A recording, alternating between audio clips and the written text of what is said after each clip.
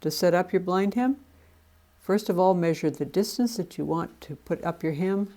Put some pins there. Flip it this way so you have a little bit of extra fabric on that side. Then you pin it in place. Notice I'm putting the pins this way, not across, because it holds it better and it'll make it so that the needle is not going to strike the pins, like this way here. Take the pins out of the back. Put the blind hem foot on. Push the lever in the back. Put this on here like this. Press your foot down, it goes right on like that. Now we need to choose blind hem. So this is in utility stitches, so we page ahead. There's blind hem right there. I touched that one. Notice that I'm using fleecy fabric. The thinner fabric is not going to work so well because the stitches will show and you won't get a true blind hem. So like fleecy type fabric or wools, this is wonderful for wool and wool blends. Now it's going to give you a little stitch right at the beginning, as you can see, to go right into the fabric like that. It's going to give you one of those stitches and then it'll give it a locking stitch onto that extra piece there. I've moved the speed slider down to a lower speed so I don't accidentally go too fast. So let's get started. And right now what I'm watching is this edge should be right next to the black flange right there.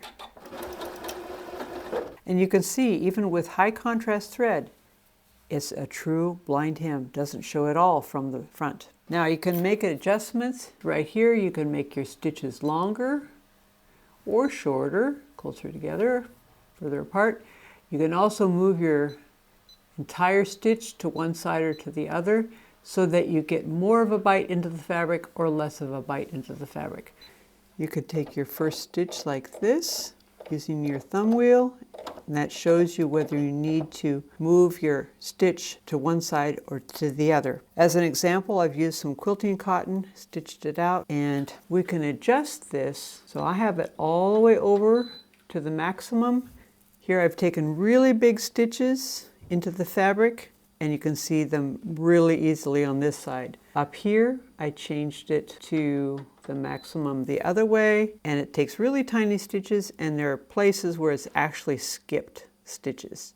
Now this also shows why we would want to not use quilting cotton, because it's too thin, and no matter how you adjust it, it's going to be really hard to get a truly blind hem.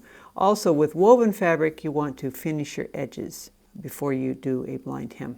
So it's a good idea to try it out on a piece of scrap fabric of the same kind that you're sewing so that you know what it looks like. We have several other videos on this machine. If you've enjoyed this video, give us a like. And if you have comments, questions, or ideas for other videos you'd like to see, let us know in the comments down below. Thanks for watching. Bye.